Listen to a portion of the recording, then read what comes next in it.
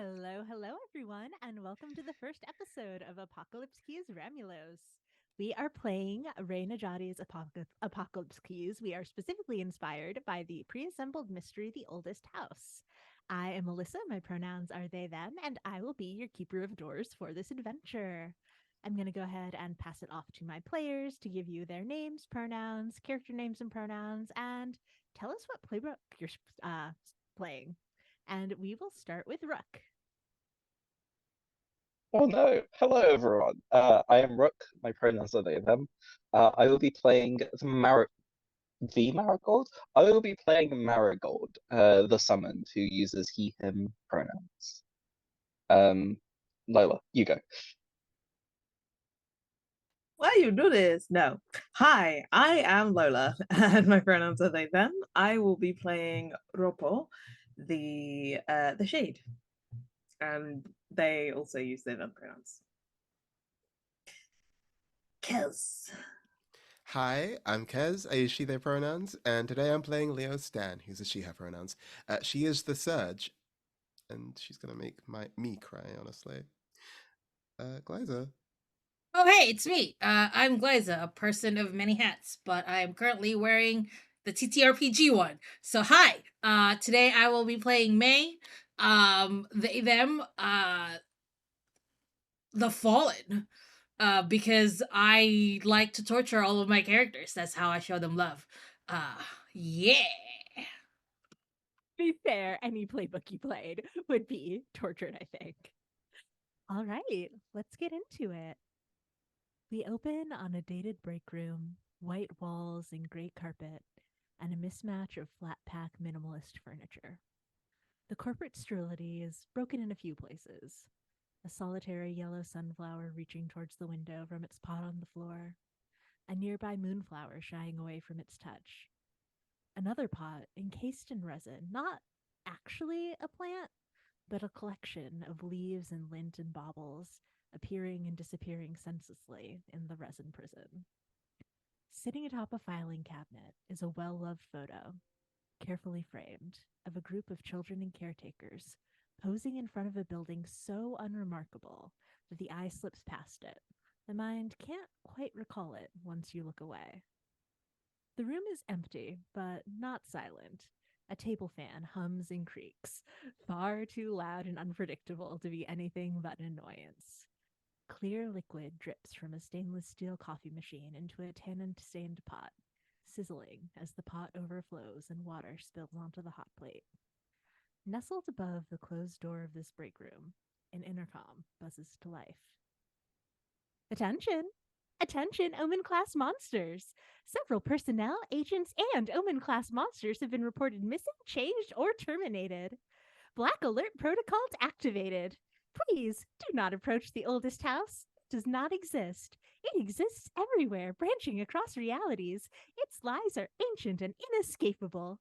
Its roots burrow deep into our heart, hungry and insatiable. The oldest cat has come to me in my dreams. I purred against what's left of my heart, but I can't remember. I can't remember what the oldest house wants me to do. I need to disappear. I need to become changed and unchanged, body and unbody. Please don't open the door. Don't open the door. Don't open the door. Please, I don't want to. Don't open. The announcer's panic fades into static, and the scene fades into black, but not before we see the break room door jostle and start to push open. Rook! Our camera is going to shift from this lovely corporate hell into pastoral idyll. We see Marigold walking towards a henhouse bathed in the early morning sun. Please tell me what Marigold looks like and what he is doing at this moment. Marigold is Michelangelo's David come to life. Red marble, veined in golden kintsugi, fairly soft brown hair, eyes of molten gold, and these two curving horns that are shattered, pieces of them floating as if they remember where they used to be. Marigold is walking towards the hen house a big bucket of corn in his arms and several plasters around his fingers where the chickens had bitten him before. They like to bully him, and he allows them because they are his children. Uh, As you, I think, collect the last of the eggs from the hen house, one of the chickens pecking curiously at a floating shard from your horn, you hear calling back from your own home the voice of your husband. Marigold, Marigold, breakfast is almost ready. Marigold kind of like looks behind and kind of like shouts, yes, I know, Peanut was being a butt again. Give me like 5 seconds. He collects the rest of the eggs, kind of like takes Peanut like off his shoulder and kind of like gently sets her down and kind of like leaves the hens to go about their day as he goes about his. On the porch of your little house, you see your husband, Michael, a bowl in his arms, flour dusting his body from where he had recently finished making bread for the morning, putting it into the oven, getting ready for your day. And he smiles at you, and it's just the warmest, brightest, most beautiful, homey feeling. Gestures at you, yells, "You just have to tell Peanut to stop. This isn't a problem for me." Okay, however, how can I say no to our child when she wants uppies?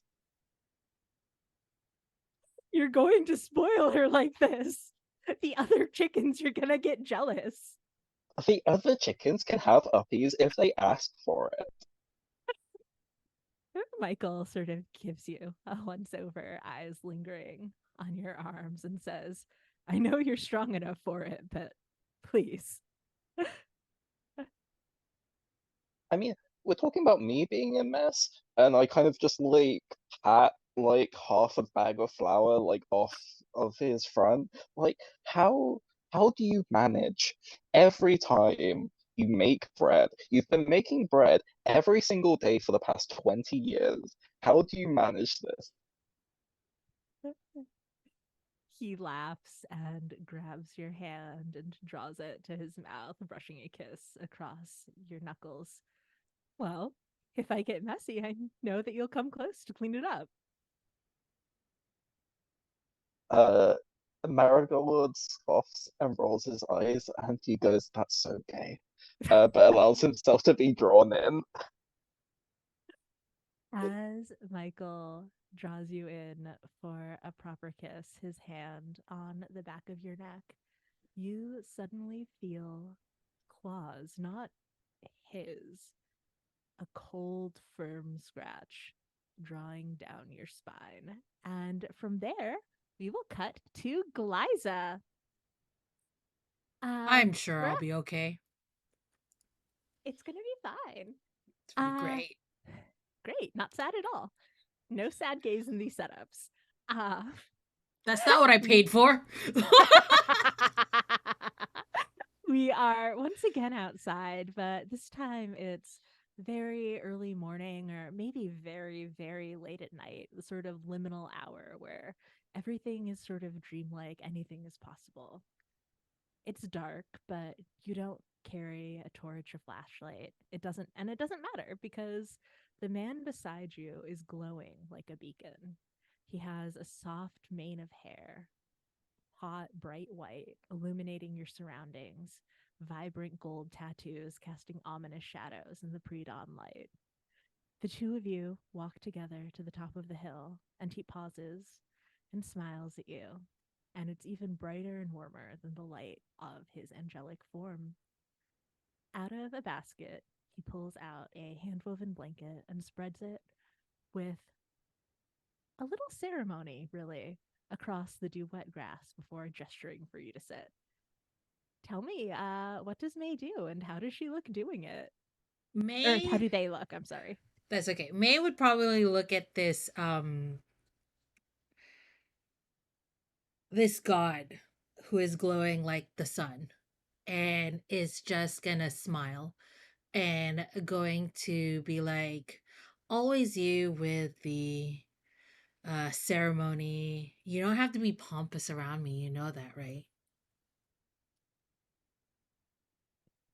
He just smiles and laughs and says, I'm not being pompous around you. I'm being pompous for you. It's different.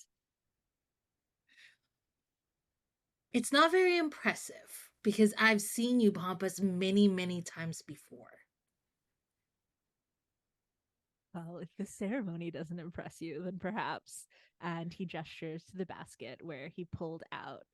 Rook your face. He gestures to the basket where he had pulled out the blanket, and below it are a variety of little treats. A nice picnic snack. I made these myself.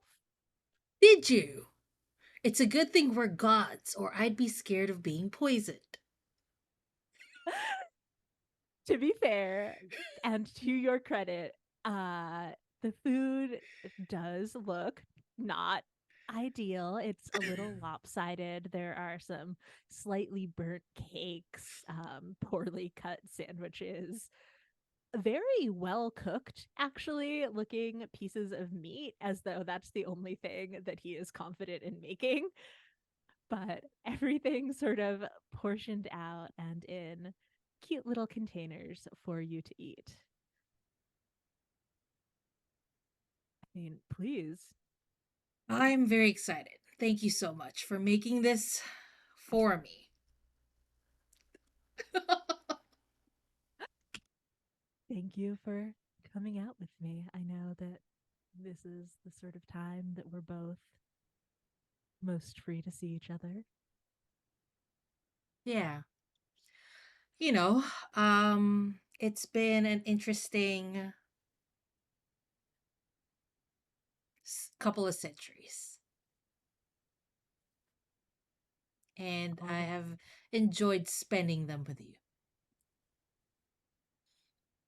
Spending them with you has made them the most interesting.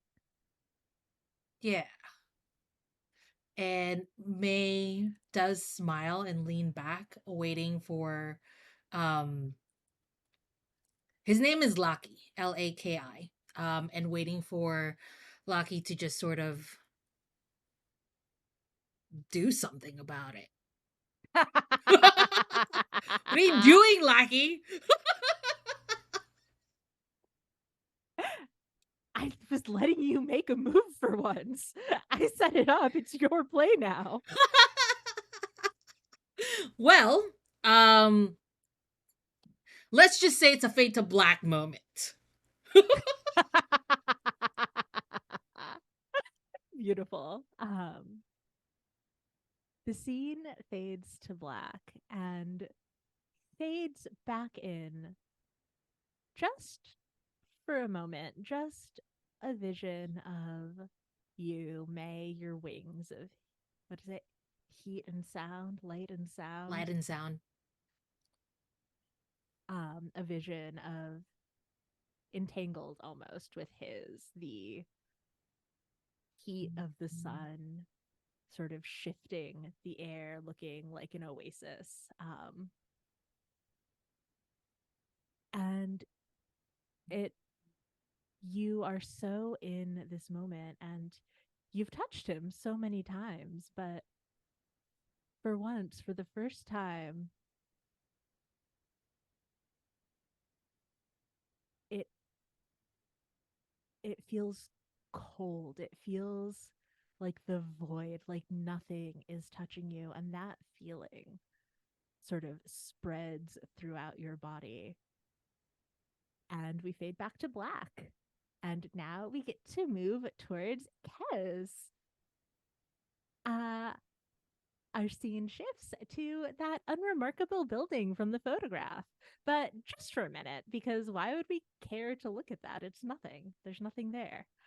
The camera pans slightly to the left to a barren field and a small playground swarming with children.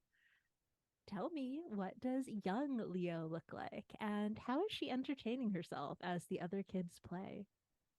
Young Leo is the weird kid that only is gets involved with other kids when someone's trying to like play a prank on her.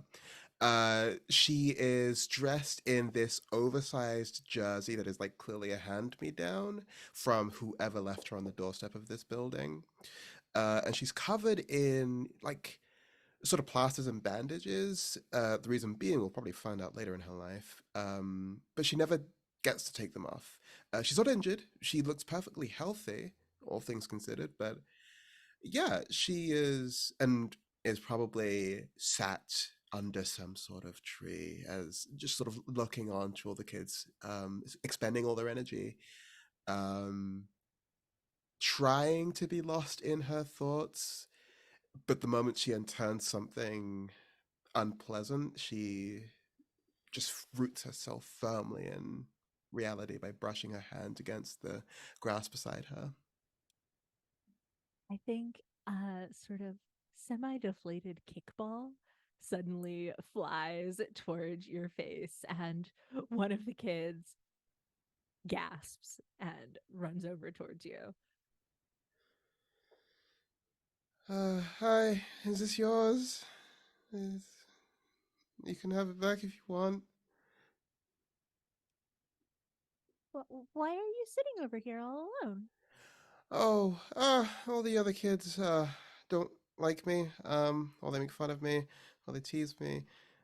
So I just sort of spend our break times out here where it's there's nice shade. It's a good view, everything.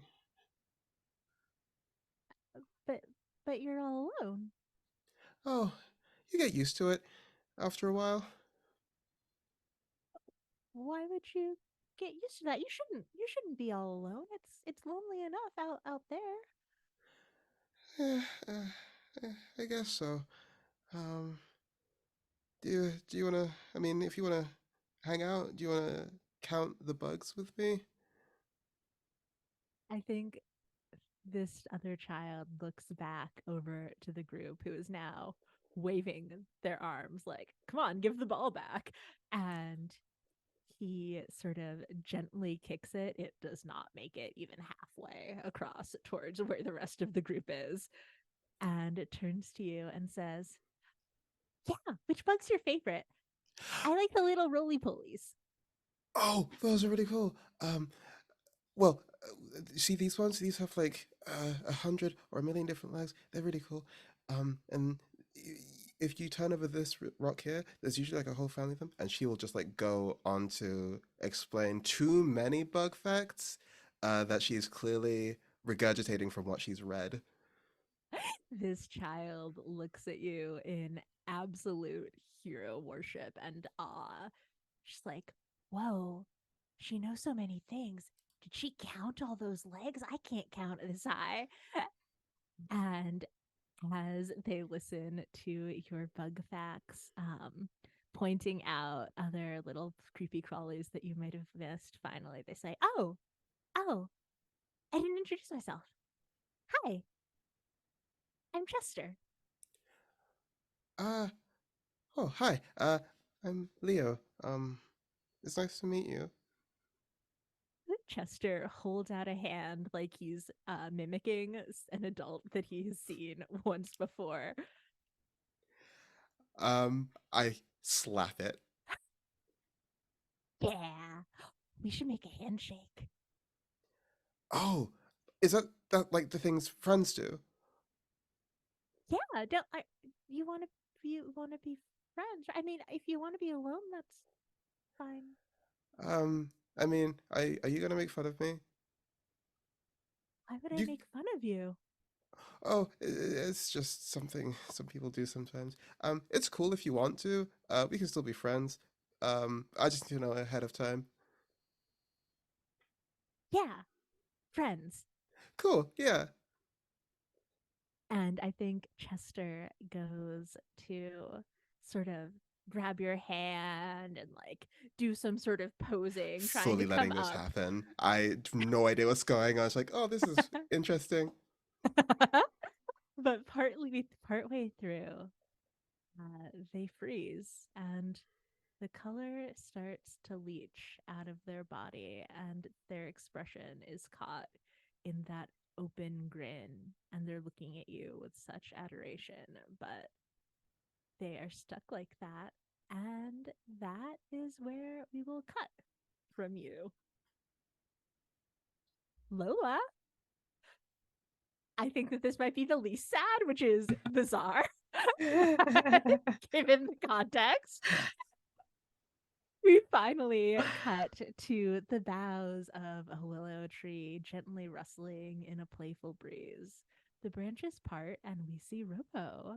What do they look like and what are they doing? So this is before Ropo died. And they are a relatively small person with like a very open and kind face. They're sitting there slightly dwarfed by their clothing, but leaning up against the boughs, up against the trunk of the tree, and just kind of dangling their foot off the edge, just barely touching the water. Your foot barely touches the water, and yet there are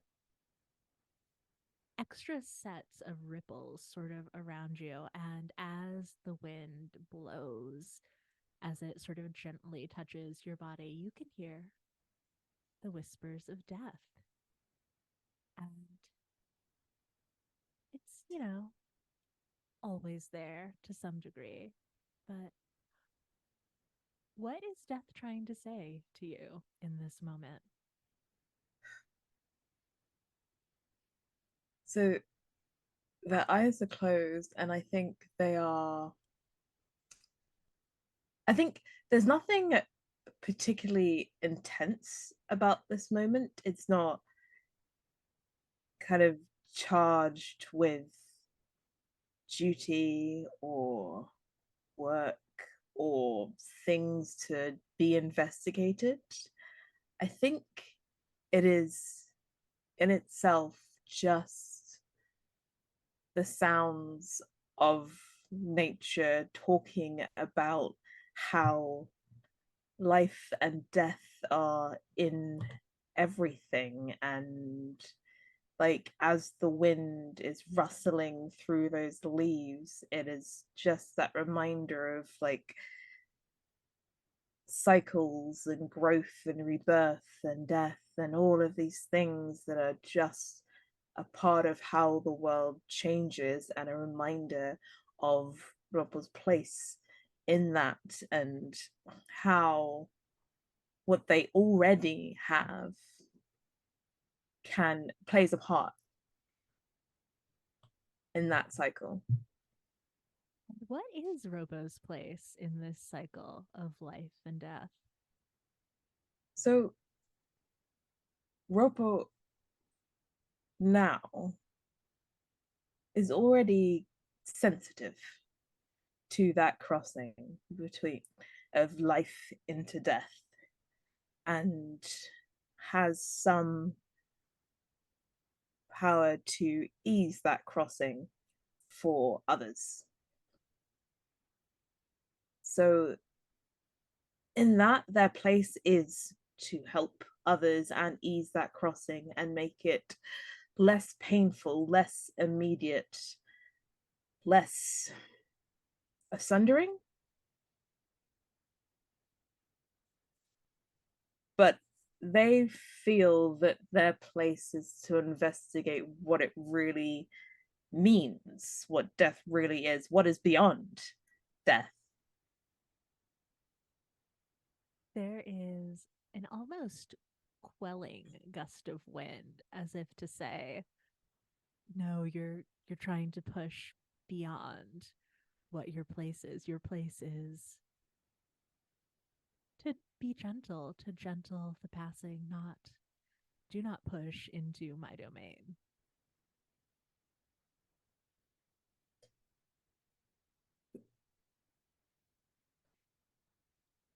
If if I if I do not know, how can I assure those that will cross through me and through you that there is nothing to fear, that there is what is there? Do you not trust? Of course I do. I just I I'm just curious to know all of all of you, all of everything that you are and that you hold.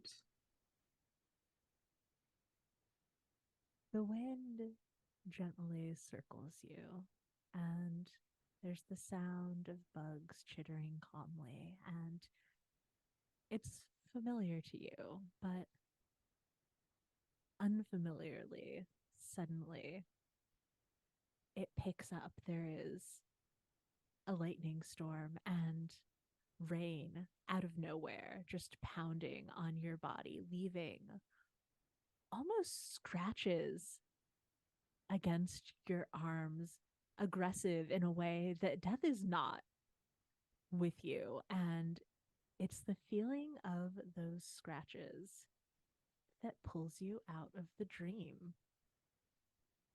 It is, in fact, that sort of change, that feeling that pulls all of you out of these dreams, these memories of happier times. And you come to in a lobby. You are all partially collapsed through what appears to be a metal detector, just a row of metal detectors next to an empty reception desk. And it looks like any sort of government building, but it's clear that as you were walking through, why were you walking through? Where are you? But as you were walking through these little detectors, it isn't metal that they were sensing, but something deeper within you.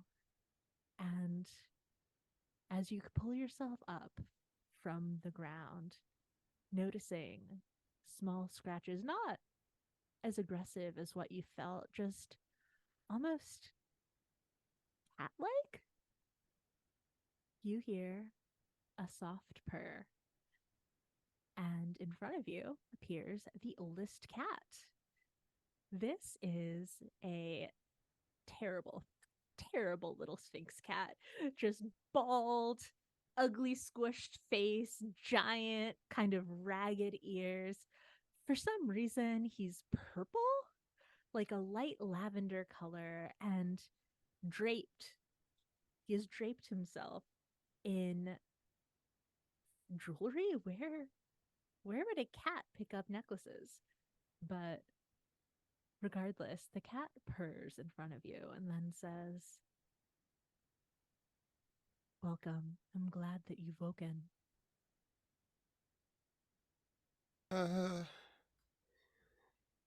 where are we?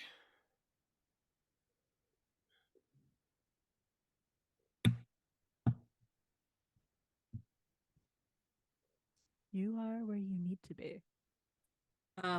May reaches out for this cat. Just goes because May loves cats. And just goes, "Can I hug you?"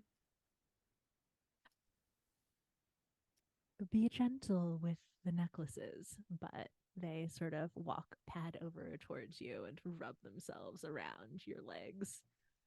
Aw. Do you have a name? If I have a real name, I can't recall it anymore, but You can call me the oldest cat. Can I call you Oldie? Because I like giving nicknames to like really cute things, and I think you're adorable. The cat stares up at you with these slightly too large amber eyes. And at your close proximity, you realize that it's not that their skin is purple, it's that it's been tattooed with countless, almost shifting sigils and signs, some of which you might recognize from your centuries of life, but some that you can't, or that you can't quite process before they switch into something else. I would die for this cat. We might. And they stare at you and they say, "You can call me Oldie," and switch their piercing gaze to everyone else in front of them. Has Oropo met this cat before? Robo, yeah, there's something about this cat that pings as familiar, but maybe not as a cat. It's more the tattoos, something about some of those sigils on its body seem familiar. And as you focus on those, it's almost like a video game spawning in where like you hit the like, oh, we're in distance now, everything has to render. And you realize that there are these gray carpets and sort of blank walls, a few of which are concrete textured, a few of which are wood. And there's something about them, this place, that does feel familiar, although maybe it doesn't look the same as the last time you were here. I think there is shifting within their robes and the the deep hood that covers their face, like the glow about them changes.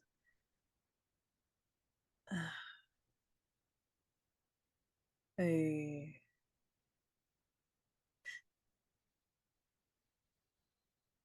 a new cover, but certainly similar. This place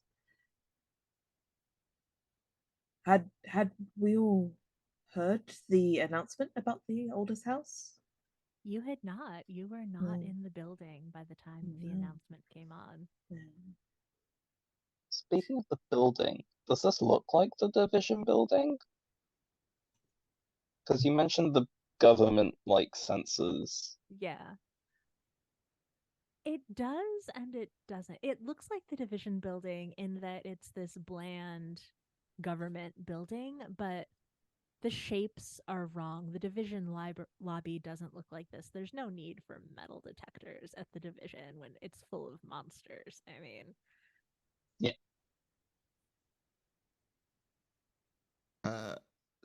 As we sort of like come to, Leo will like sort of adjust her tie, make sure her clothes are set straight, and adjust her earrings, and head over to the receptionist desks, assuming there is one. Try to put some distance between her and this creepy cat and all these scary monsters, and see if she can get anyone's attention, because she doesn't want to be here for too long. walk over towards the receptionist desk and there's no one. You don't see anyone there. And if you lean over the counter, Mm. Yeah, she crouched does. below it is a statue of Chester.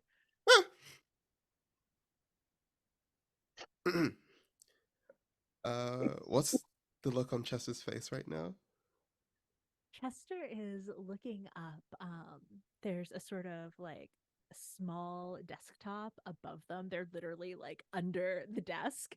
And they're looking up like, look up, look up.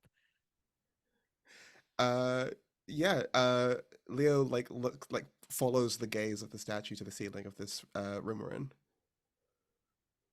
There is nothing on the ceiling, but something catches on the desk as you sort of draw your gaze up. And there is a like a what are they called? Like a not an address book, like a sign-in Oh sheet. yeah. Um, yeah. So if you'd like to look through that, you are welcome to. Yeah, I think like Leah will like pull herself away from the desk slightly and like mention to everyone else, there's no one here, but there is a sign-in sheet thing. There might be some clues here. And she'll like take it and look over on the desk. Your names are in there. Your names are in there a lot, although you don't recognize the dates and times.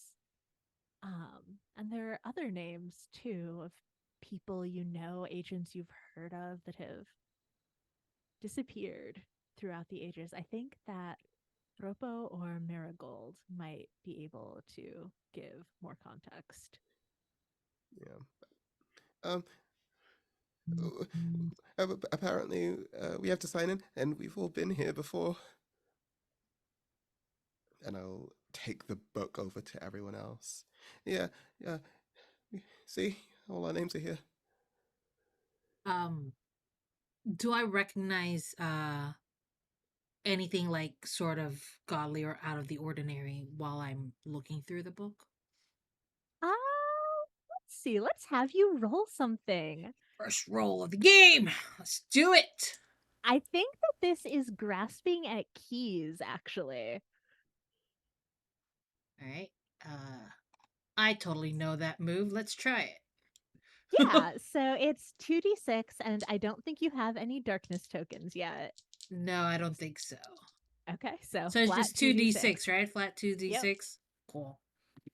That is a 5 and a 2. So it's a Okay. 7. If you'd like Oh. to, you can spend a bond and bump it up to an 8, which is a success. Otherwise, that is a failure.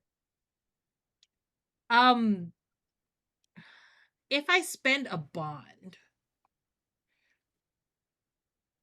like, okay. I mean, I have a couple of bonds. It's fine. Yeah, and you can always get more bonds too. Exactly. What happens to the person that I'm bonded with if I do spend a bond? Because I'm probably gonna use either Ropo or the bond that I have with Leo. Oh, shit. It's literally just that person helps you out, I Yeah. think. Okay, well, I'm gonna spend a bond with with Leo, I guess. Yeah, To that makes bump sense. it up to 8. Leo's Leo's the there, one and I'm who- like, hey, we're friends. Whatever it is. I confessed to you once, and he said no, and we're cool. I think we're good buds. We're Yeah. friends. We're friends. Just pain on Leo's face. Yeah. Yeah. the Absolutely desk. buddies. Just roommates and all that, you know? Below the desk, Chester's face has changed into a look of secondhand embarrassment. Yeah. May, do you want to look over these together? Yeah. I'm sure there's some information here. We could totally look over it together, and maybe I'll find something a little bit, interesting. And at that point, May would like come closer, and May doesn't, you know how when you're so used to like people just sort of worshiping you and just sort of like whatever, you don't notice when they're uncomfortable with the Yeah. closeness, because you're just like, you should be comfortable. I'm like a god. So May comes uncomfortably, with your permission, Leo, a little bit closer, and like skin is brushing skin, whatever. And it's just like very much leaning against you while we're reading this book together. Yeah, no, even through Leo's like business suit attire sort of thing, she is fully shutting down, like she's stuck between, okay, maybe I put distance between us because I do feel awkward, but I really enjoy this closeness. Oh boy, and just like thoughts upon thoughts piling up, and she's like, "Oh, okay. Well, I don't know if I'm gonna be much help, but yeah, names. Oh, you smell really nice. I mean, names here. Hmm. And sorry, May does look at you and go, "Yeah, I know. It's really it's great. I do smell nice. Thanks." And then just sort of like looks at stuff. You smell great too. And then continues looking. I feel like Rocco and Marigold are just like looking at each other, just like it begins. I think that there's definitely an element of that, though. If you were to see, like under the shrouded hood, there's also this kind of look of confusion and trying to remember. Yeah, and I think that that confusion is going to be addressed in a moment because there are some secrets that only come out in moonlight. And May, as you look at this sign in sheet, the letters shift, and it's not just the list of names that that Leo saw, but there are suddenly secrets, the memories, details about this person that you would never give away freely. But beneath each name in the list, just it becomes a dossier of everyone who's entered the building, several of whom are names you recognize. And I think the one that most stands out to you is I'm sorry, Lola, what was the name of your ghostly agent? Alright. Ore. Have I met Ore? I imagine that we've probably we may have been at the division for the same or not, if longer amount of time. Enough time that you probably would have met RRA. Okay. And I am going to look. So as soon as I see that name, I'm going to focus on it. I'm going to try to glean as much information as I can from that, so that I could tell Robo about it. And then I'm also going to look at all of our names because I know it like expands, and I kind of want to look at what expands for all of us. I was gonna say, wow, you're just using this opportunity to look at everyone's secrets. Good for you. Exactly. Like, first of all, I'm a god and I deserve everything. And second of all, these are my friends. They would have told me anyway. May is not the most down to earth person. So yeah. They're incredible.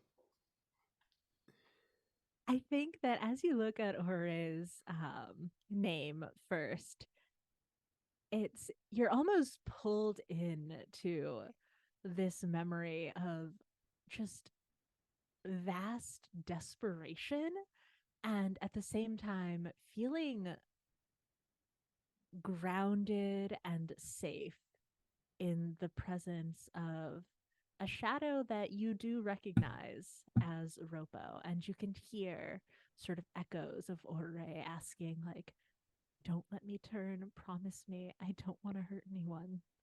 Oh. I won't let that be a choice you have to make.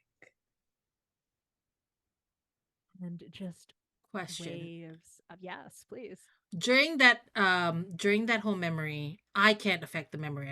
I'm basically just sitting down with popcorn watching this happen. Correct? Yes. Awesome.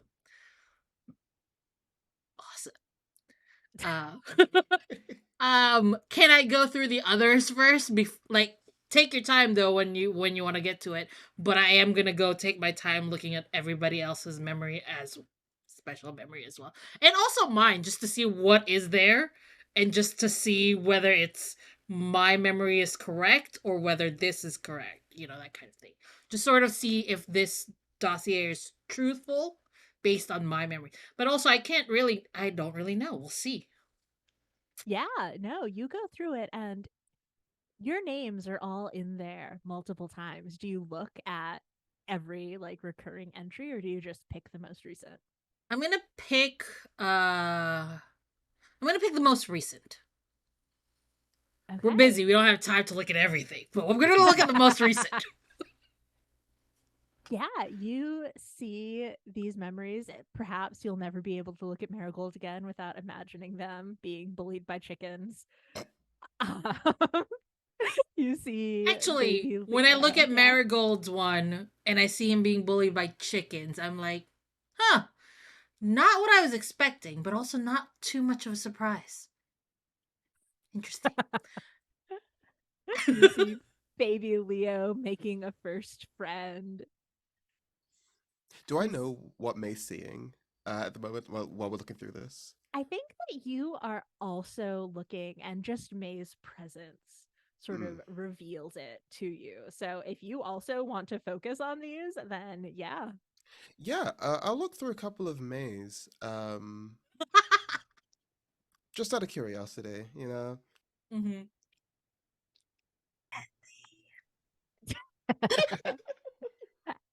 And because you're looking, Leo, at multiples of one person, it's the base, the sort of form of the memory is consistent throughout, but there are strange details, the way that people react, like bits of the environment, bits of choices that differ between each one. Oh, so it's like it starts from a similar place, but then like each has like a just sort of different choice that like takes it somewhere else. A different choice. Or like maybe some of them it's like it's all a picnic, but sometimes it's like at high noon rather than at the, early liminal The hours. multiverse of May. Yeah.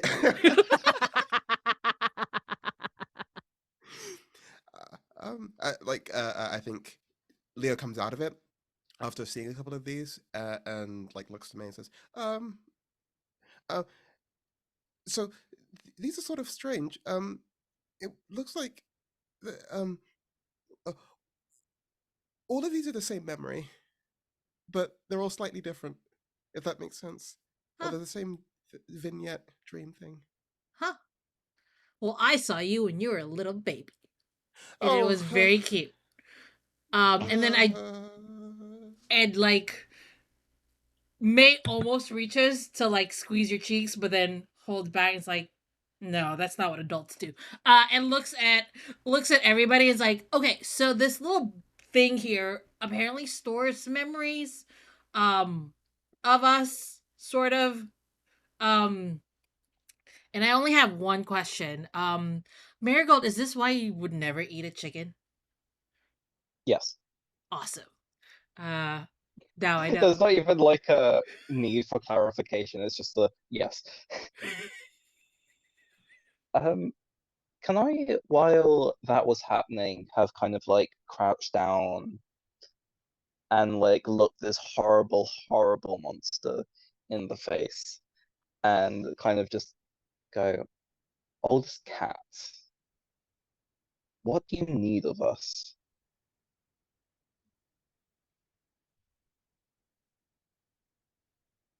Or of what you need of me or you need of yourselves. The cat sort of hums and purrs and doesn't quite answer your question.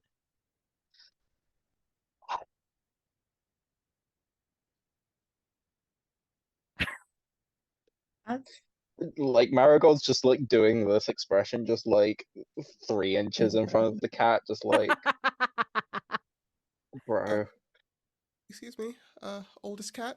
Um, are there any other people in the building?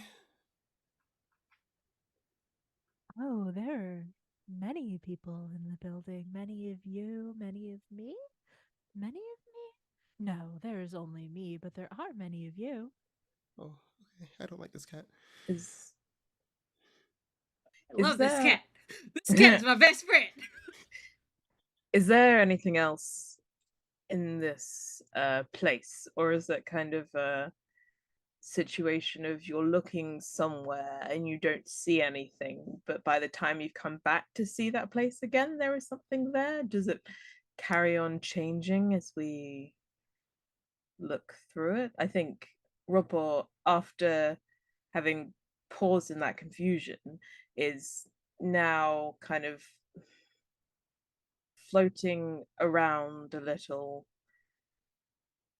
and looking, trying to place this place. Yeah, and I think that you really actively trying to place it, in addition with Leo mentioning the multiple versions of the names and the memories, and May mentioning the name of Ore, you remember not the announcement we heard at the start of the stream, but a similar announcement and a similar call to action, a similar mission that you were on here in a place called the Oldest House. And it was the last mission that the two of you went on together.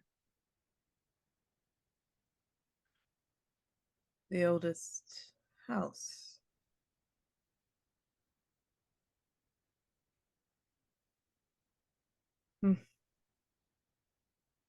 I had not expected to be here again, but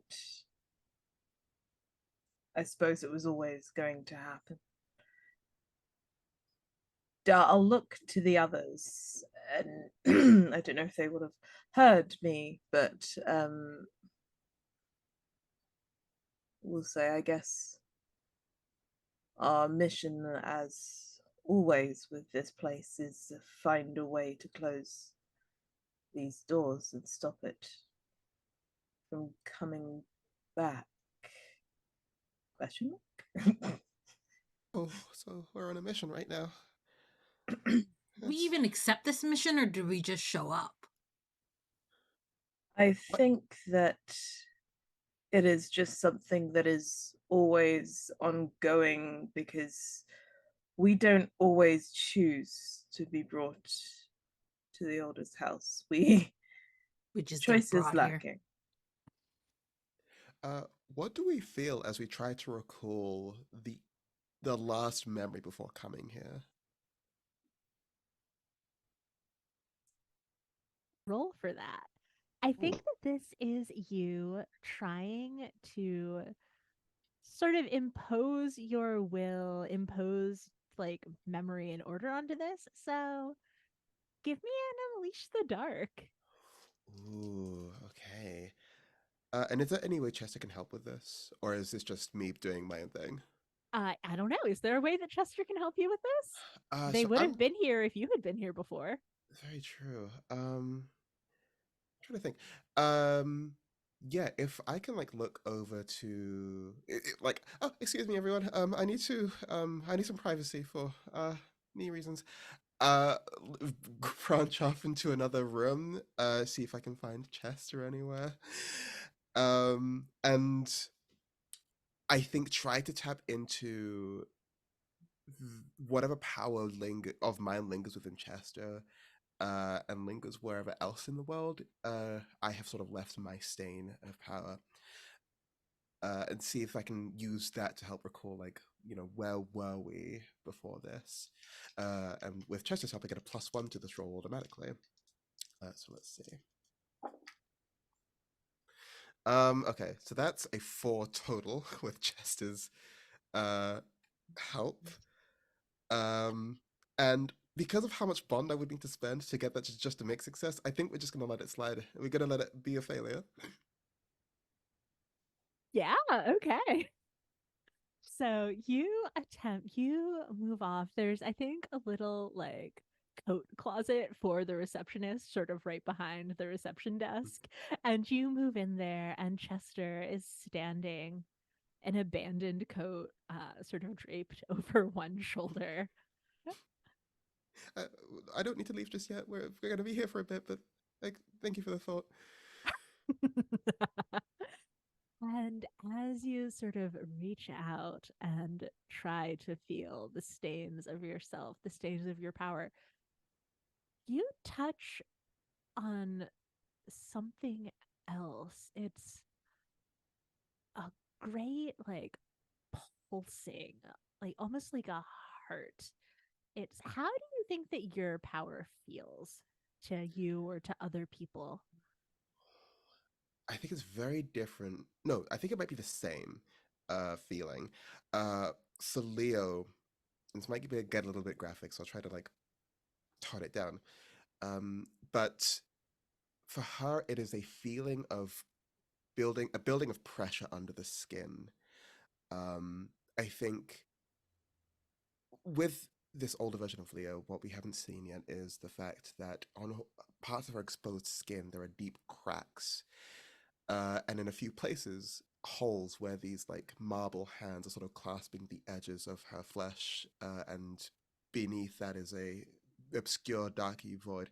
But I think as she pushes into this feeling, they start to wriggle ever so slightly and start to push against her from underneath. And I think other people, whenever subjected to her power, if not directly by whatever exists within her, then internally they feel a very similar sort of pushing against the interior of their flesh. Yeah, it's not a fun power to have. So the pulsing that you feel now, it isn't that. It's as if you are the fingers trying to reach out. You feel sort of surrounded, encased by a power so much greater than your own. And how can there be a power so much greater than your own? I mean, that's terrifying. But as you feel that, outside of the closet, the door to the closet no longer exists. Uh, So, So Leo's just Rupa. out then? No, I'm joking. I Leo guess. has to be Who's in the closeted closet? forever. Yeah. Who's in the Does make Who's in the coming out a closet? bit Is it just easier, Leo yeah. in the closet, or are we all in the closet? Just Leo in the closet, but there is no closet. Just Yeah. who's Uh, Leo? No, you know who Leo is. You know, can I do something? Like, so we see the door disappear. Yes. I turn to the cat, and if I can find it, here it is. Okay, so would you say this cat counts as a harbinger, just in general? Interesting. For what purpose? Um, to declare the harbinger knows me and the terrible prophecy that awaits me, and to describe what part they will play in my prophecy.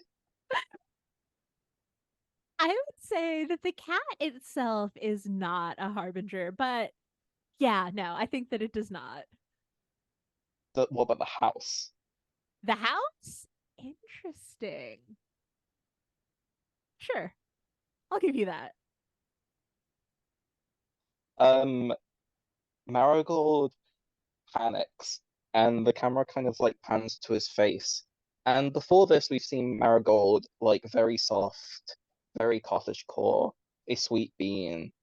And we see his entire look changes as one of his teammates is in danger.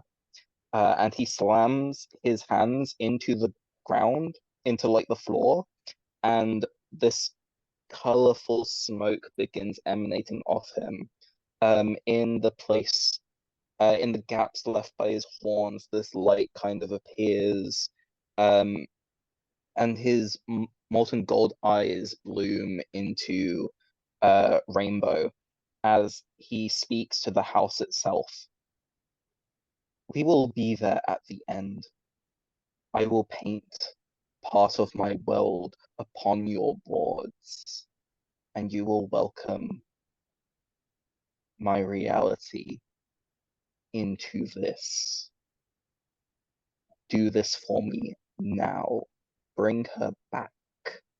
As I mark to ruin to force them to acknowledge your power and give way to you, and they will offer something of great value as a means of appeasing me.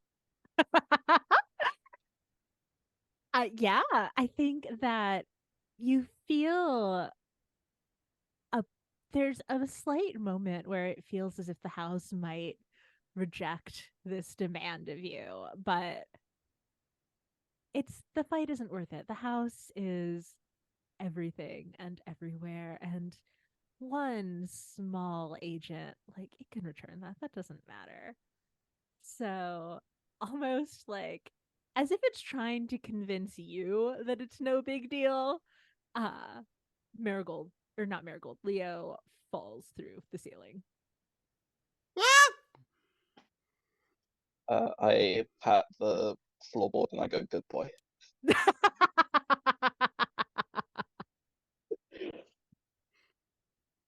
And then I rush to Leo just to make sure she's okay. Uh, uh, so when the door disappeared, what happened to Leo? Was she Yeah, just in the closet? no, you were in just like a void. Oh, cool. Yeah. Okay.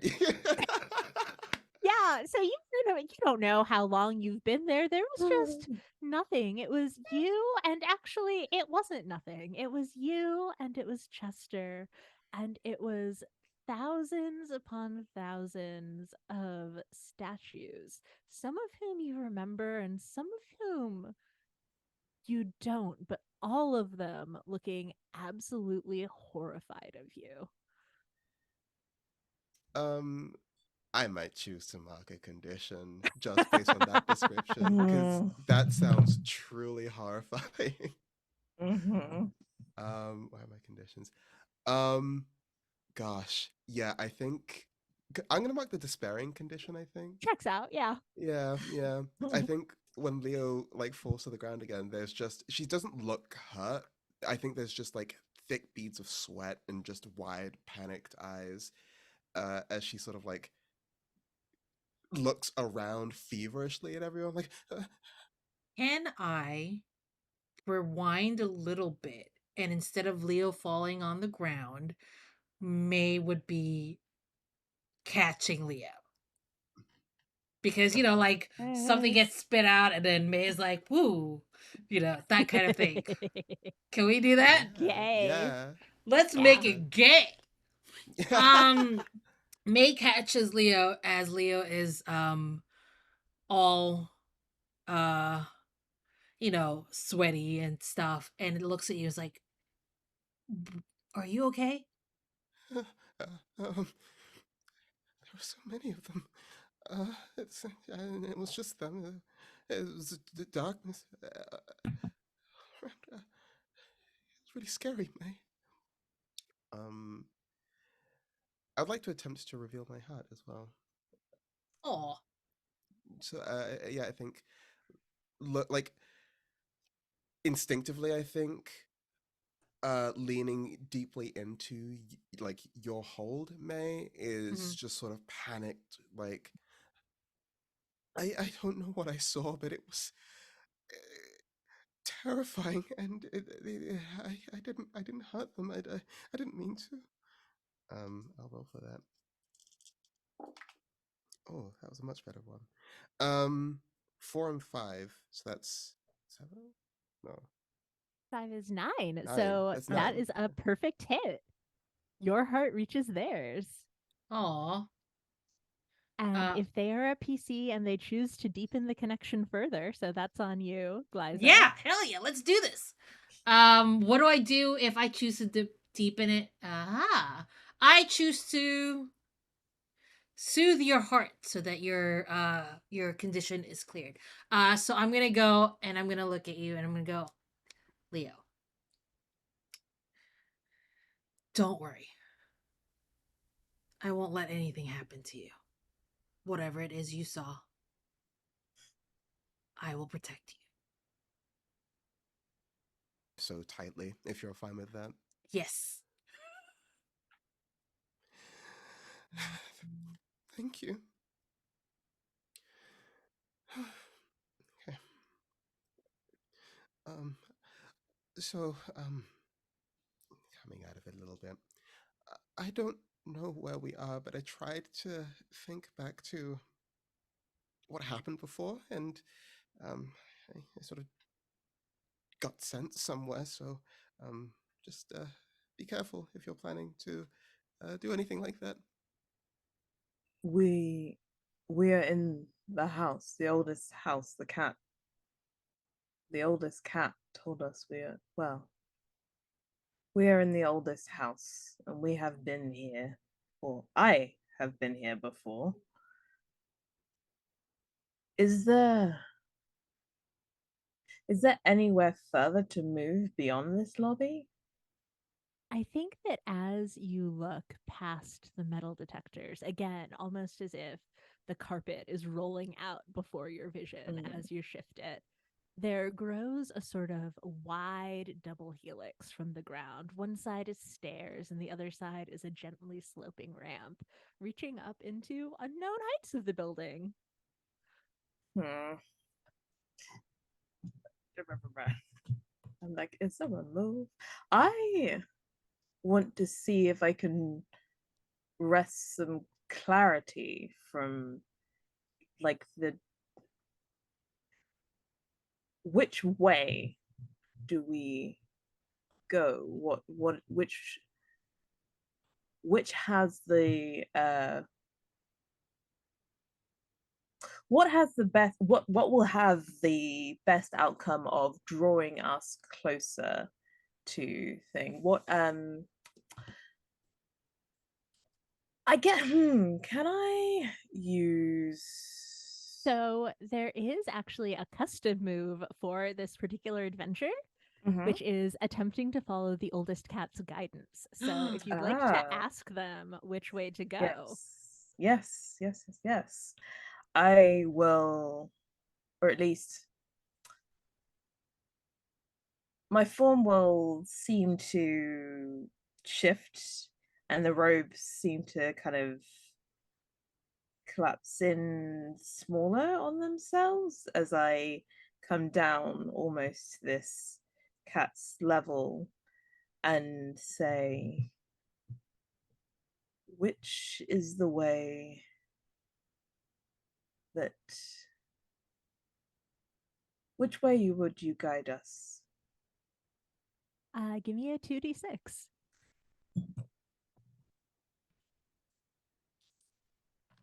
Oh no. Why did this roll away?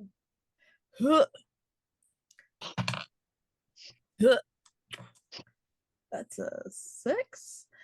Uh, um, yeah, that's a 6.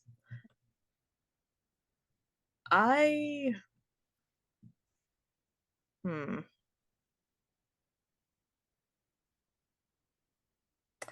Can I try and use Bond Yeah, to get that to an 8? yeah, sure. Yeah. I think as my form kind of diminished in some way, like it's almost as if like this weird shadow and well, I say shadow, but the reality is more like these glowing, shifting, changing kind of smoke things separated from myself and curled around everybody, just as almost as if we're together. And I think that maybe there's a little bit more concentration of that kind of shifting kind of shadowness that is no longer behind me or with me, near to Marigold. And I would like to spend my 2 bond with Marigold to make that an 8. Beautiful. So I think that for a moment, the oldest cat itself almost disappears into the shadows, but the two of you together, I mean, both of you have some mastery over shadow, and the two of you together can't be stopped in that regard. So the cat sort of pops back out and looks at you and looks a little disdainfully at Leo and says, yes, I can lead you to safety, and but you must keep with me. and it starts a pitter patter towards the stairs. And I think that that is where we will go for a break. So we'll be back in like 10-15 minutes.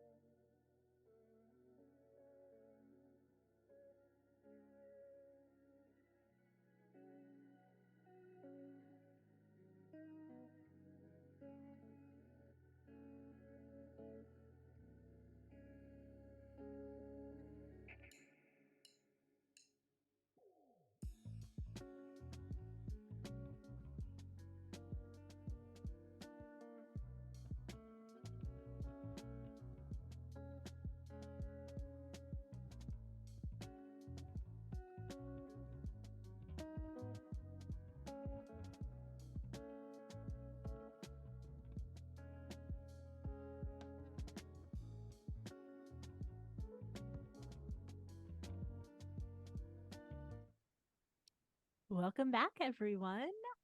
We left off with our beautiful monsters waking and finding themselves in the oldest house, accompanied by the oldest cat, a terrible, terrible Sphinx cat who doesn't quite seem aware of everything that's going on.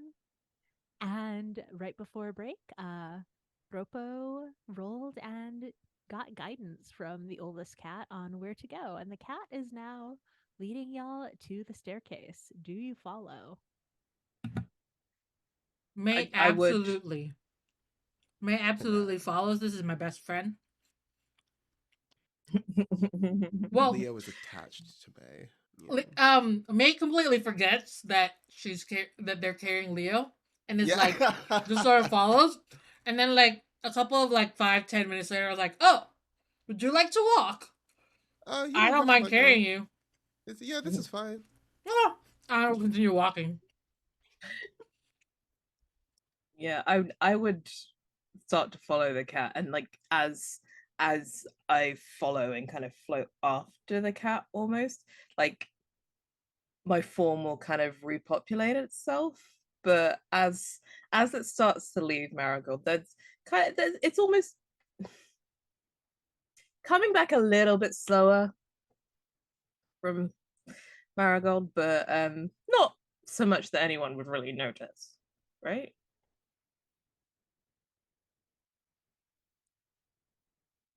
Marigold, does anyone notice? No.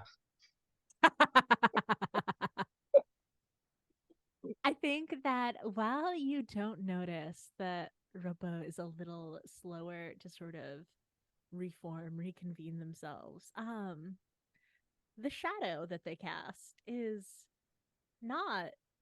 I mean, when they cast a shadow, is it like person shaped or what is the form of it usually? So when Robo casts a shadow, it is in the shape of their robes, but it never really stays that way. It's always moving independently of one of them moving. So as they glide forward, it'll sometimes be a little bit slower to follow them, or it might kind of change positions to be in front of them as if the light is constantly moving from different directions, or like half of them will kind of cut away. It's basically just constantly shifting, and it's not that kind of deep dark shadow. It's, if you look closely, the colors in it will change. I think like as you're like so Marigold still like doesn't really notice, but like I think like his arm kind of like lifts up as if like him and like with your permission, like with like as if him and your shadow were like almost like holding hands, and like as your shadow walks away, like they slowly kind of let go. But Marigold does not notice his arm is doing this. Yeah, I don't think it's something that Roper really clocks either. It just happens.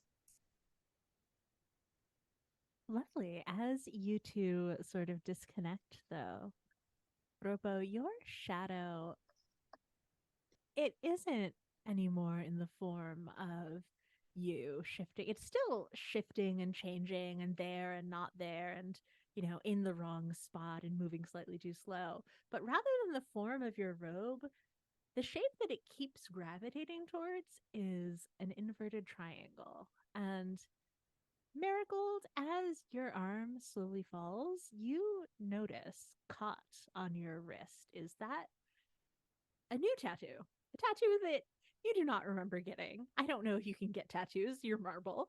Of that same black inverted triangle pulsing slowly on your arm.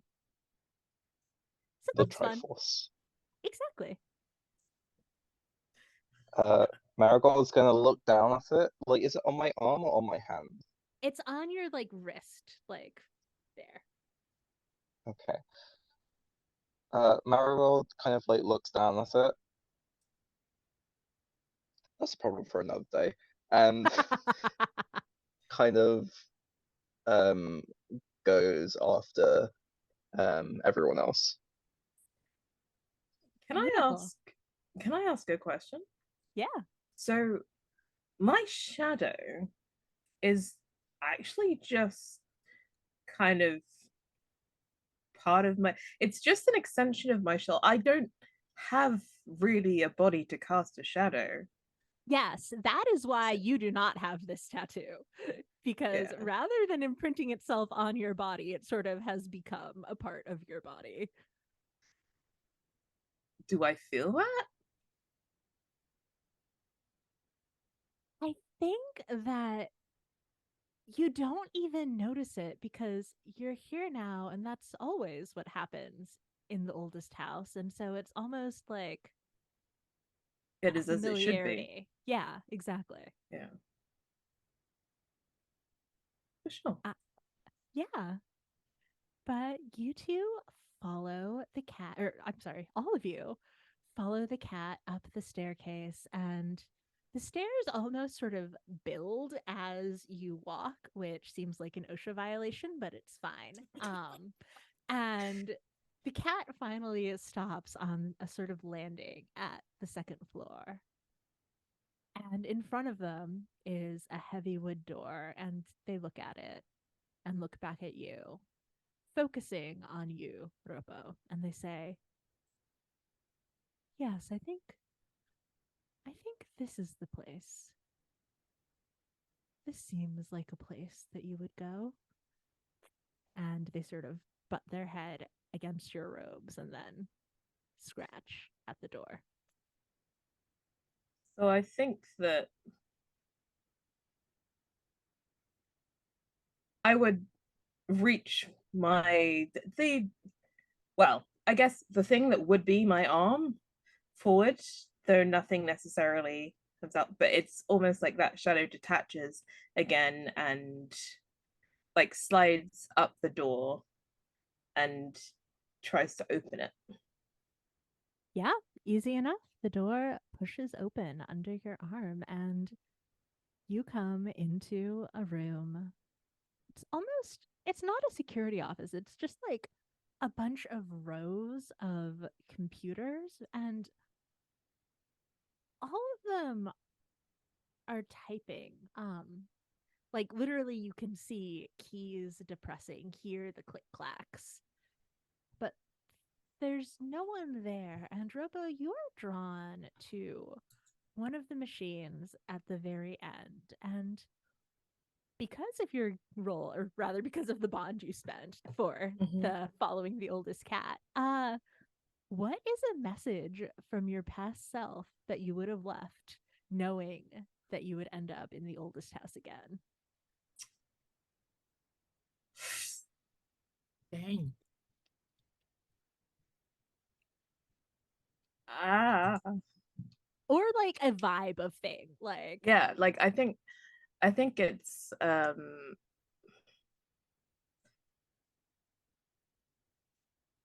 look harder, keep the rest close, but don't get lost in looking too closely.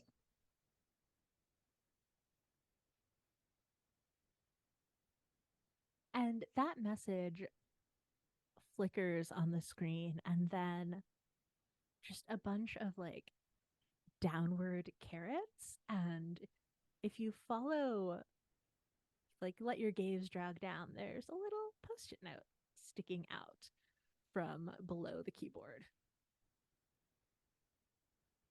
Oh, it'll shift to the side. The keyboard will shift to the side, and that is there anything on that post-it note? Roll me a graspy keys, please. Yes.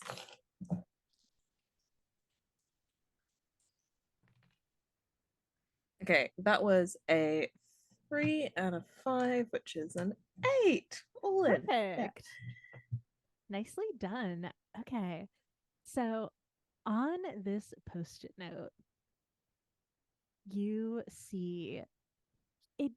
It's your handwriting. It's definitely your. Can you write? I think so. Since I died, I have grown very adept at making the parts of my soul interact with the world around me. So I think that, yeah, my shadow can write, sort of, maybe a bit. You know? Beautiful. Okay, so it is your writing. And it has sort of more specifics from that message that you left yourself. And it says,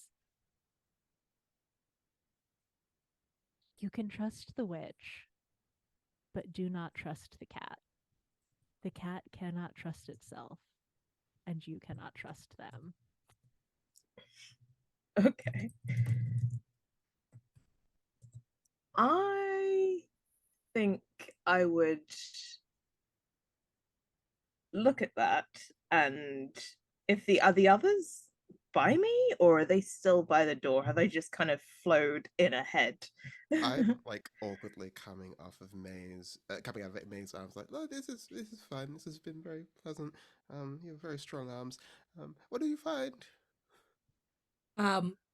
When Leo, leaves May's arm, Maze goes straight to the cat, to Oldie, and leans and sort of like squats in front of him, and says, "So, how do we get out of here?" And just sort of like pets the cat and is just like having a conversation with this cat, fully focused on the cat. I think the Ripple will flow over back to the others and show them this post-it note, or perhaps they don't all they physically, their robes don't flow back to the others, but the note does.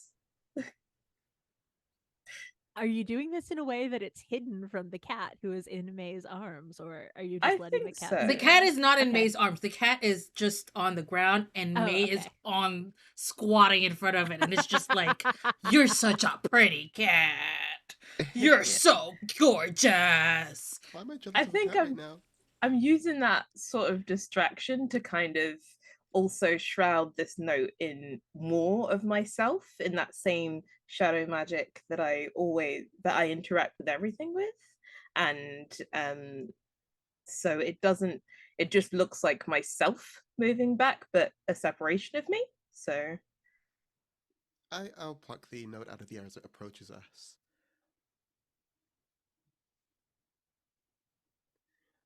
And as she scans it, like looks back to you, Rocco, and just sort of like mouths,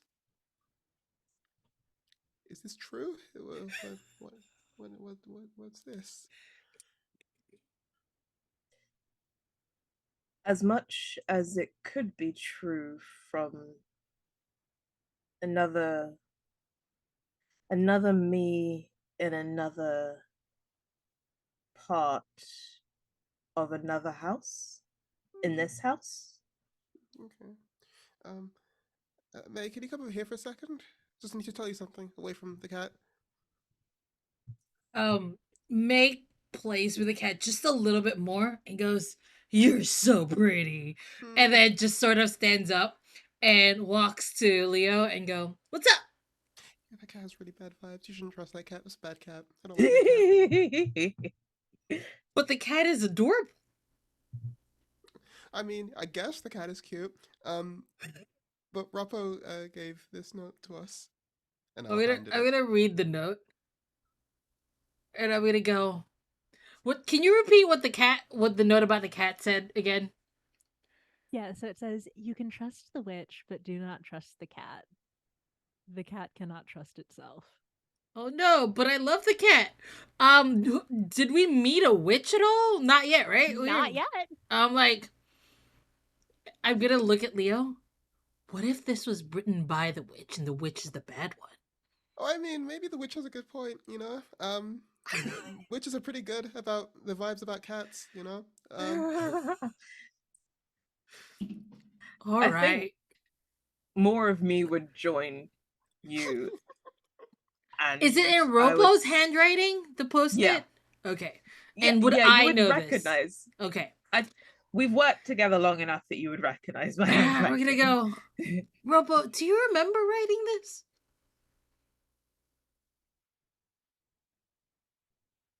no, and yes. Okay. Do I? Can I? Mar, mar, mar, mar, mar. Would there be any Yeah. chance a memory of this would be in the dossier of secrets? Yeah. Oh, yeah. Let's see. Do I want to make you roll for that?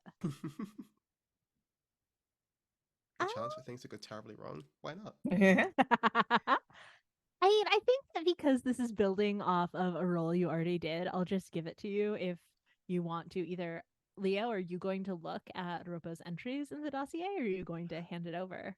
I'll hand it over. Like, I'll present the book as an option to Ropo. It's like, oh, do you want to look through here? Maybe you have a memory about writing it. I'm also going to pass the post-it note to Marigold, and I'm gonna while everyone's focused on the dossier, May is gonna slowly creep back towards the cat, but just to still pet it, and is like, I am going to fight my instinct to love you, but also I can't really at the moment. But I'll be less, ooh, such a good cat, but more of you're a good kitty kind of thing. I'm just I pretending mean, not to notice look, at this point. maybe you can win it over. Who knows? Before we get to the dossier, Marigold, were you part of this huddle, or were you looking around at some of the other computers or doing something else? I think I was doing something else, but first, can I ask? So I got the note. I've read the thing about the witch. Since I connected to the house, do I get the sense that the witch is part of the house in the same way the cat kind of is? Or do I have no idea who the witch could be, or what the witch could be? Oh, yeah, no, you absolutely, the witch, you know with pure certainty that the witch is part of the house, is the house in a way more than the building is almost. But this note is telling you to trust them. Cool. We'll find out more with Roko's flashback. So that's good for now. Yeah, I generally just want to kind of take in the room and kind of I know Roko when they walked in kind of focused on the screen with the thing and the post-it note. I just kind of want to take a look generally at the rest of the room. Yeah, no, I mean, it's just a bunch of computers. Some of the monitors are blank, but a lot of them have typing.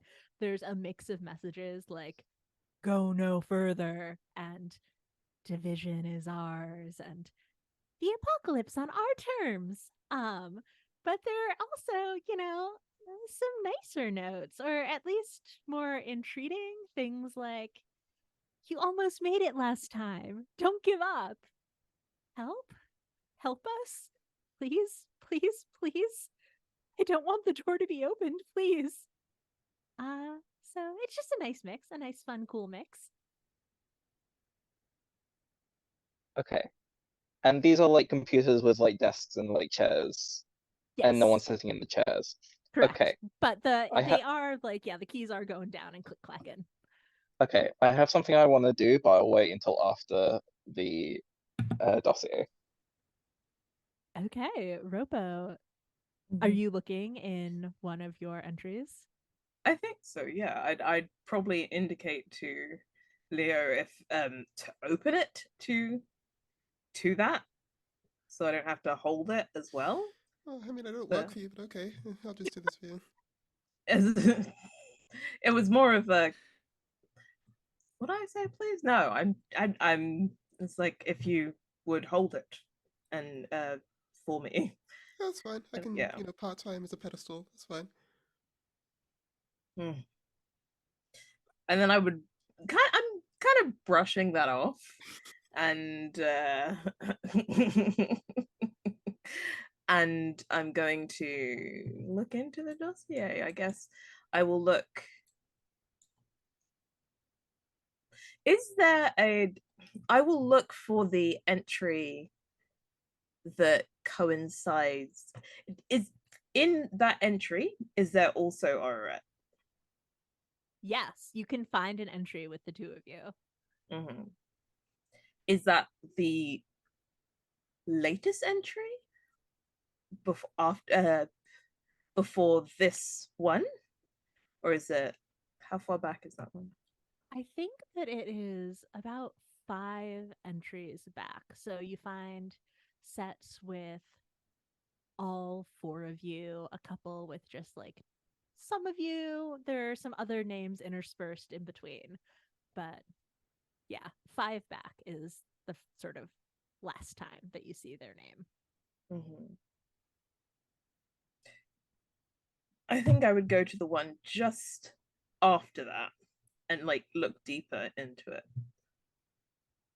Great. And I think that the handwriting shifts as it expands and it is yours again. And we pop into that sort of memory space and we see you in this room. And the click clack of the keys is still going, but this time you know it's not whatever ghosts or memories or whatever it is that's causing them there. Mm-hmm. It's death, and death is here for you. Not in a sinister way or as unsinister of a way as death can be, Mm-hmm. but all the messages on all the screens say, the witch can help you. The witch can help you. See, I fulfill can't trust your this witch. destiny. I don't trust this witch. The cat Yeah, is let's cuter. some points. You haven't even seen the witch yet. The witch can cute. Okay, so every message can has What Death does ever spoken to me this way before, using devices and No, technology? death has always been in nature before, and maybe it's just that there isn't nature here for you, but maybe not. do we all see that message? Does the cat see that message? I want to know what the cat's reaction is to the message. So far, y'all have been trying to keep the message away from the cat, and this memory looking into the dossier, I think, is only a Ropo. Okay. Mm-hmm. Is there a way? You know what? If death is here and speaking to me, but differently, and because I mean, I understand that death reaches all places and Right. everything. And what can I use my death walked here move to try and draw more from this, try and understand, and like why is this different, and who is this? Like, obviously, I'll let me roll and then I'll ask the question. Okay, I got a 6 and a 2, so that is an Perfect. 8. Yeah. So death shows you exactly what happened here. In addition, you draw death close to you and ask 2 that death will answer. So I would like to ask, what evidence here will help my investigation? And what glimpse beyond these events can you show me? Do I feel like I am getting the most accurate picture of what is happening here? Or is this like almost as if here, I am here, death is here, but is now death is also here in that same kind of superimposing of ourselves onto this past version? Yeah. So I think that you can feel that the past you, at least from this dossier entry, the one whose memory you're pulling on, they firmly believed that this clacking of keys, that these messages were from death. And least they trusted it. And if you're questioning now, I mean, they must have had the same questions and decided to go along with it. So maybe they knew something else.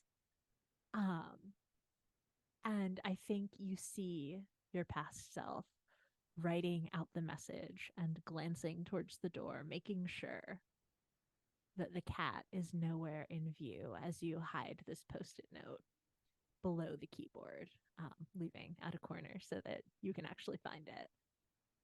Um, yeah, and I think you then see yourself going sort of slip shadowy sliding up towards a vent in the room, up in a corner. And in terms of a glance beyond these events, I have never played Among Us Rook, and I refuse to acknowledge the comment. There is an imposter in chat.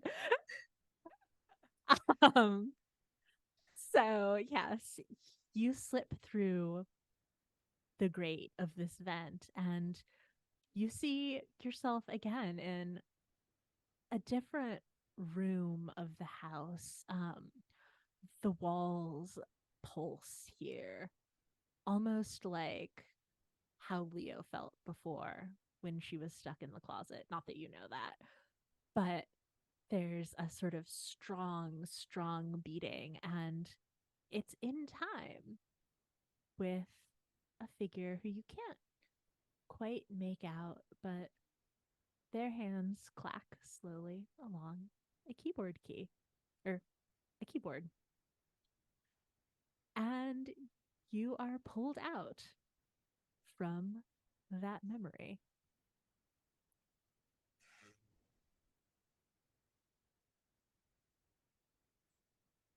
I guess I would turn to the others and say, I believe this is truth, but I do not believe I have all the information that the past version of me, like I'm saying this quietly to Leo, and because I think Leo is the only one that's actually standing next to me at this point. That is true. May is playing with the cat. Yeah, and Marigold is Basically, investigating other computers. Yeah. Yeah. So, does that mean you don't know how to get out of here just yet?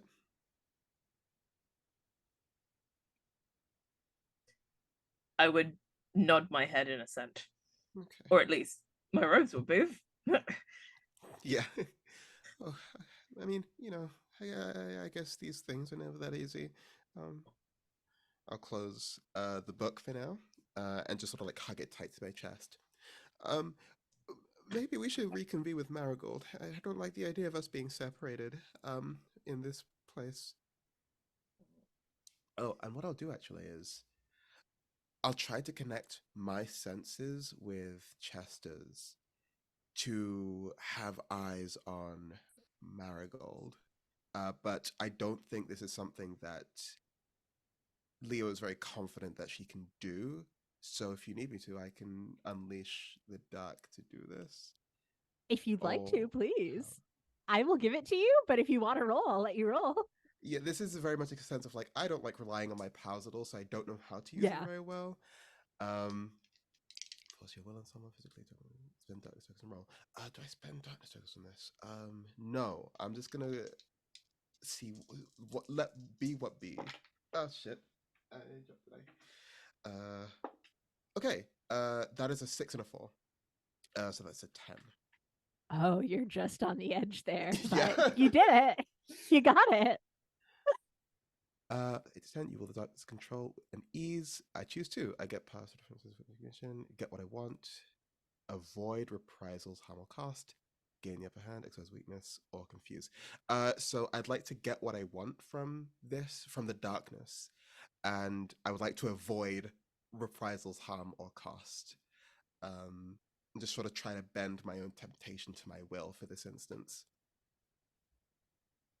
Yeah, Marigold, you don't notice it, but as you move across the computers, there is a sort of, it's not even sliding, it's just sort of appearing and disappearing. Eyes always on you, just like tucked like a log beneath the desk of this statue of Chester, watching you and making sure you stay safe. And I think that there is a point at which another note flutters down from one of the keyboards as you just sort of move through looking across all the computers. And Chester grabs onto it and stuffs it in his mouth. I cannot lie to you. When the first post-it note was handed to Marigold, it took every ounce of my willpower not to be like a Marigold eats it. You get to live vicariously through Chester now. Yep. Okay, that's fine.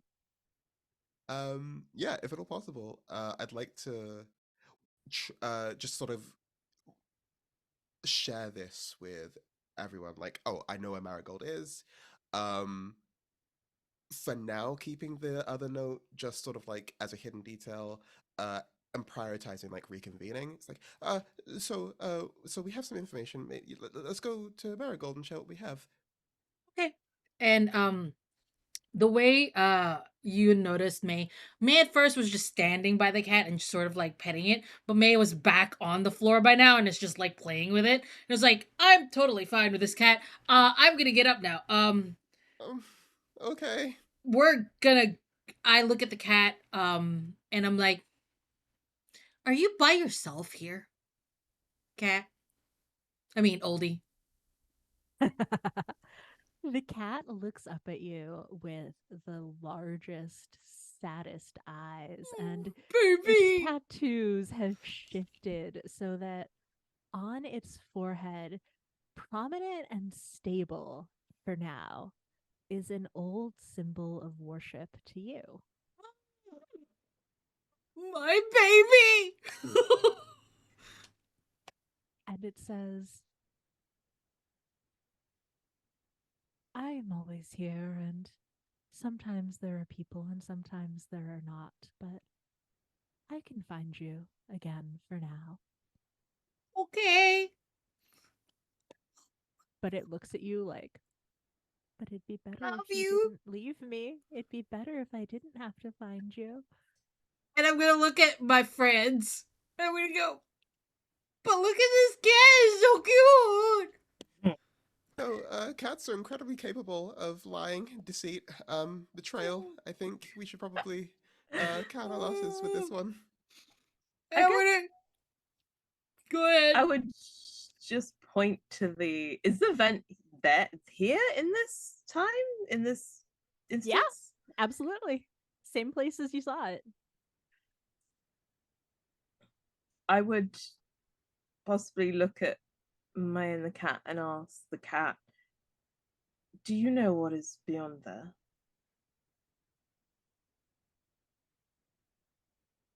The cat looks up towards the vent and I think pads away with like one last loop around May's leg, then jumps onto a computer and onto a filing cabinet to get closer to the vent, peers inside of it, and says, you're not ready yet for what lies that way. Just stick with me and we'll get there eventually.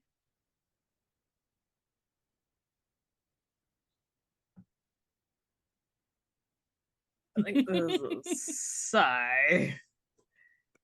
And we'll continue towards Marigold with Leo and hopefully May. May Above table, that is the cat's agenda, not mine. So if you want to go through the vent, feel free. Yeah. May is gonna No, look. of course. May is gonna look at the cat, and I'm gonna go, well, you're very cute, and is taking everything that I have to, but I will find you, and you will find me, and it'll be okay. So, if I just need to talk to them, and I'll be right back. Okay? Stay here, or you know what? You're a cat. You can do whatever you want. It's totally fine. I don't really care. Because you're a cat, you can do whatever you want. Cats aren't controlled by anybody. They're like gods in that sense. You can do whatever you want. And then just sort of like, and then I'm gonna go over there now. And then I just follow them, and I don't look back. I mean, I try not to look back at the cat, and I'm just gonna follow my friends as they look for Marigold.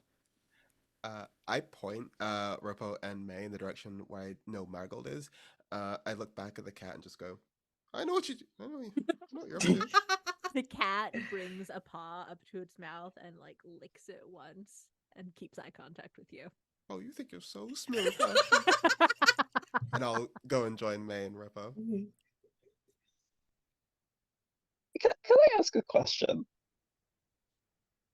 Is this room big enough that they wouldn't be able to see me wherever I am? I think that there are enough like rows of desks and sort of like very old like tower computers that you Okay. would be sort of obscured from whatever angle they were at. Okay, cool. That's fine. I just wanted to like make sure we're not in like an endless void of like everything.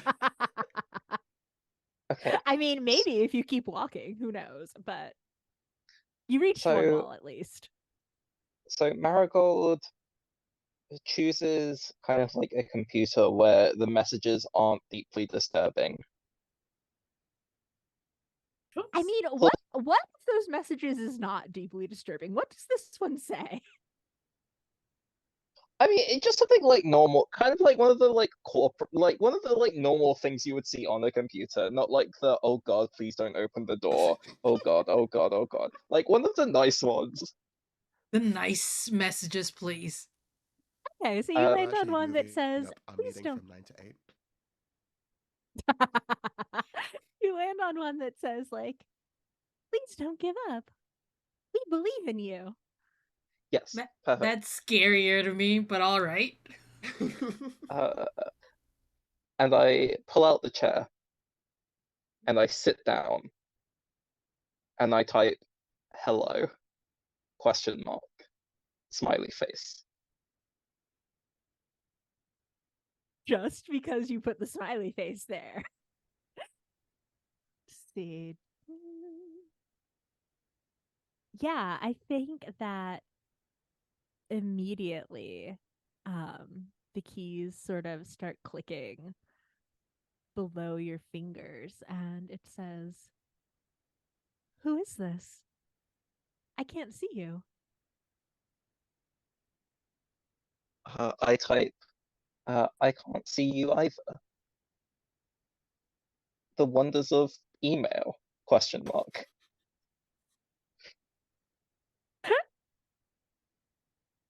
The keyboard is moving, but you're not here. Are you sure it's email?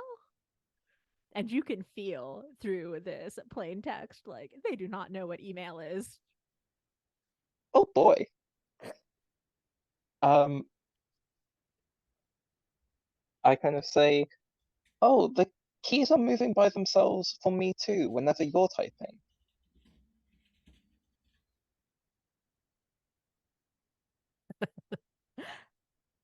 Not Y2K.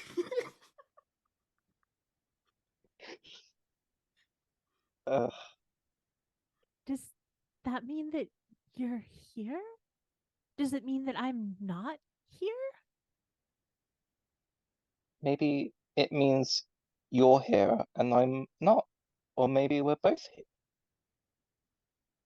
I'd like it if we were both here. It's so dark.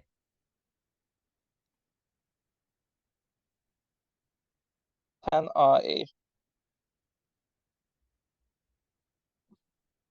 kind of like kind of put my hands over the keyboard and try to like reach out through whatever dimensional nonsense is going on here and just kind of like pat their hand and just kind of like very reassuringly be like, we're here together. Yeah, I mean, you are a master of shadows, so you can absolutely do that. That's How definitely a power reassuring. through darkness. Yeah. What were you saying? Oh, I was just gonna say, how reassuring do you think it is to feel a hand pat you through the darkness? Well, this roll will tell us. I'm gonna spend the darkness token on this.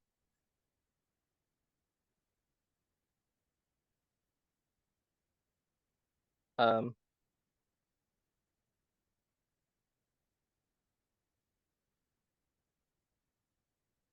so it's a 5.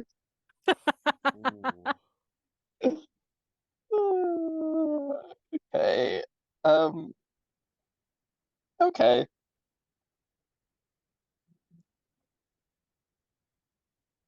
Oh, I I have an idea based on what the text of like the failure thing for this move is. Yeah, I think I might have the same idea, but please tell me what you were thinking. So for chat and our lovely YouTube viewers, if this is going out, I don't know. Anyway, hi. Um, the failure text for this move says the keeper will offer you something connected to what the darkness demands of you. And for Marigold, the darkness demands that I yearn for a love that can never be mine. So, what if I do touch a hand, and the hand I touch? Yep. Okay, go Yeah. ahead. Yeah. You touch a hand and you don't expect it. Maybe you do expect it to be familiar, but familiar in the way of yourself or Leo or another division agent who might be lost here. And it's not that. It's the warm, large, slightly flower dusted hand of your beloved Michael, dead for centuries. Oof.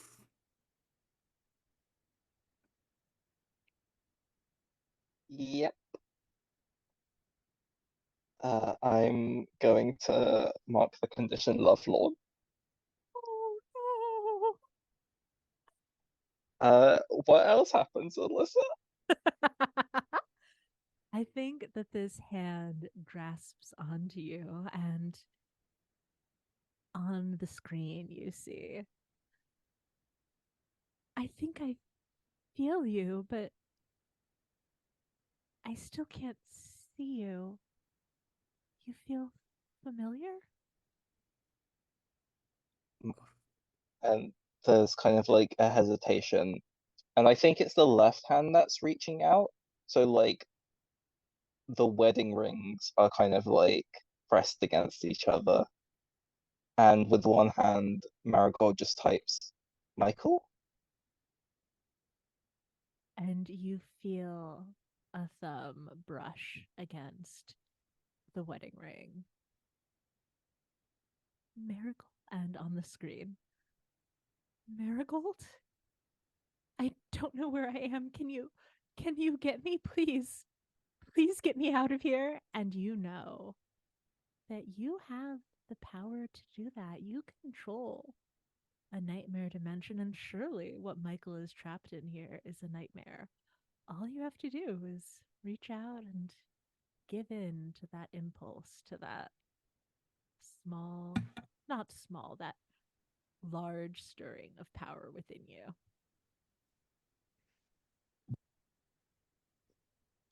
Is this when we come upon them? Because I'm about to go, hey, Marigold, what's up? What you Hi, doing? Marigold. How you doing? What are you looking Honestly, at? And just leaning over. Sorry.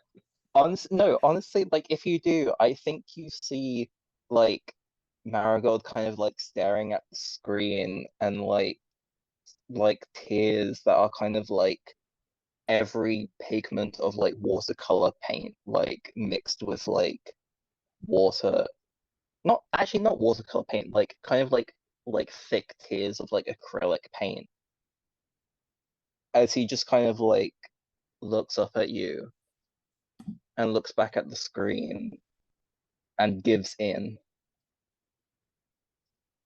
And that is where we are going to cut it for today. Hey! Okay, everyone, let's go ahead and go through outros. Oh, first, housekeeping.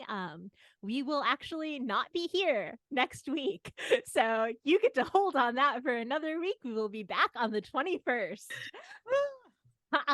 But yes, please let's go ahead and tell the people where they can find you, starting with Glyza.